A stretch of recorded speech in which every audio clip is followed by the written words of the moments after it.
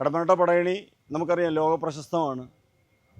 തെക്കൻ പടയണിയുടെ രണ്ട് സമ്പ്രദായങ്ങളുള്ളതിൽ തെക്കൻ സമ്പ്രദായത്തിൽ ഏറ്റവും പ്രസിദ്ധമായ കേന്ദ്രമാണ് കടമ്മനിട്ട. അതുപോലെ തന്നെ മറ്റൊരു പ്രത്യേകത, ഏതാണ്ട് വൃശ്ചിക മാസത്തിൽ തെള്ളിയൂർക്കാവിൽ തുടങ്ങി വയ്ക്കുന്ന പടയണിയുടെ ഒരു കാലയളവ്, ഒരു വർഷത്തേത് കടമ്മനിട്ട പടയണിയോടുകൂടി അവസാനിക്കുകയാണ്. മേടം 10-ന് 10-ാം ഉദയത്തിന് പടയണി അവസാനിക്കുന്ന ഒരു ചിട്ടയാണ് നമുക്ക് കാണാൻ കഴിയുന്നത്.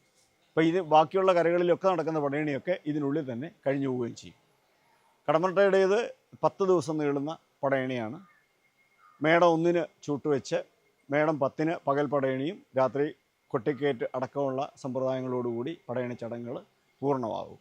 ഇവിടുത്തെ പ്രത്യേകത എന്ന് വെച്ചാൽ, ഒന്ന് ഈ പാട്ടിൻ്റെ ശൈലിയിലുള്ള ഭേദം, അതുപോലെ തന്നെ തെക്കൻ സമ്പ്രദായത്തിലുള്ള മേളക്രമങ്ങൾ, തപ്പുമേളത്തിനകത്തുള്ള പ്രത്യേകതകൾ, അതുപോലെ തന്നെ കോലമെഴുത്ത് സമ്പ്രദായത്തിൽ ഒക്കെ ആ ഒരു പഴയ തെക്കൻ ശൈലി അതേപടി നിലനിർത്തി കൊണ്ടുപോരാൻ നമ്മൾ സാധിക്കുന്നുണ്ട്.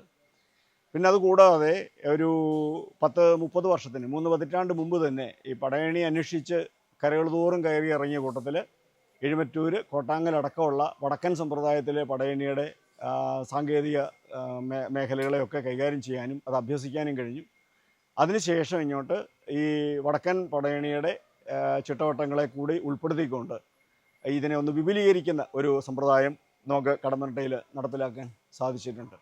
അപ്പോൾ ഏറെക്കുറെ വിപുലമായ ഒരു രീതിയിലേക്ക് ഇന്ന് പടയണി എത്തിച്ചേർന്നിരിക്കുന്നു കടമ്മനിട്ടയിൽ.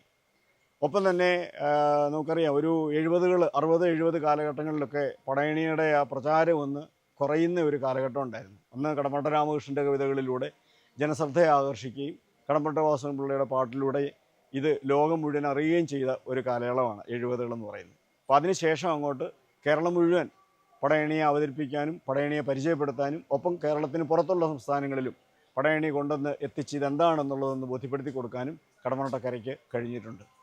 ഇതൊക്കെ നമുക്ക് പടയണിയുടെ നിലനിൽപ്പിന് വേണ്ടി ചെയ്യാൻ കഴിഞ്ഞിട്ടുള്ള കാര്യങ്ങളാണ്.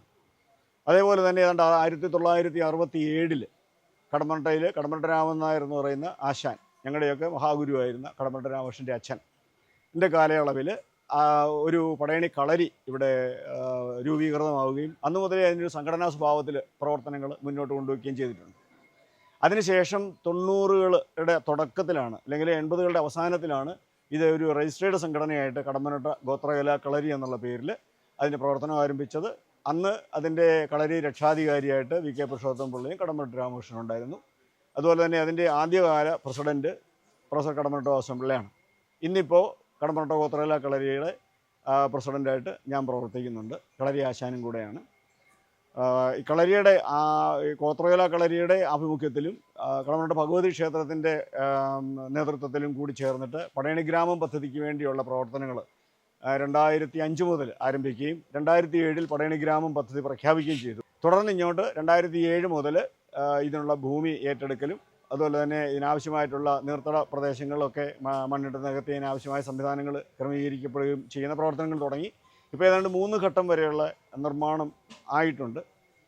ഈ പടയണി ഗ്രാമത്തിൻ്റെ സങ്കല്പം തന്നെ, അതായത് പടയണിക്ക് ഒരു പഠന ഗവേഷണ കേന്ദ്രം, പടയണി മാത്രമല്ല അതിനോടനുബന്ധിച്ച് വരുന്ന മറ്റ് നാടോടി കലാരൂപങ്ങളെയൊക്കെ സംരക്ഷിക്കാനും പോഷിപ്പിക്കാനും അതിന് പഠനം നടത്താനുമുള്ള എല്ലാ സംവിധാനങ്ങളും ഉണ്ടാവുക.